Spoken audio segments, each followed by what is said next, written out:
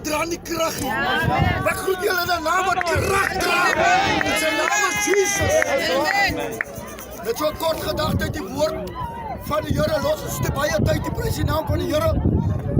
Maar my opskrif was die woord wat die wil titel.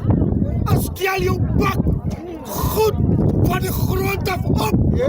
Jy wat vertoef in die belering. Nou, die wat het nie verstaan nie. Ja, is mense wat verstaan. Tel jou bak goed van die grond af op. Jy wat sit in die belering. Wat is belering? Dis belering. Nou Suster Pam het 'n bak goed opgeteel. Alles wat sy aangepak het sy goed opgeteel. Sy het vir my goed opgeteel.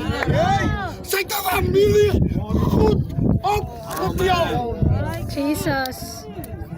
Ek kan so baie praat van die moeder.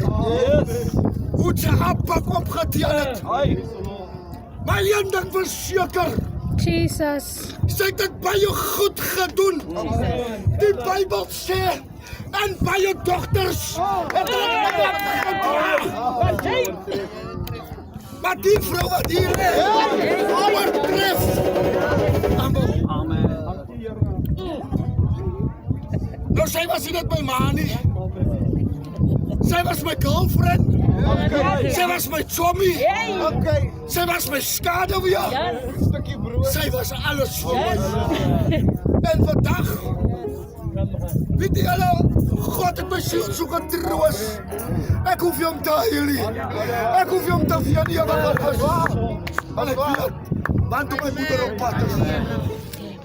Ek wil die familie bemoedig om af hier te sien. Sy noem hier die laaste woorde aan my. Sy sê, my kind, ek is trots op jou. Maar het my nog trots wil maak. Jesus. Tel jou bak.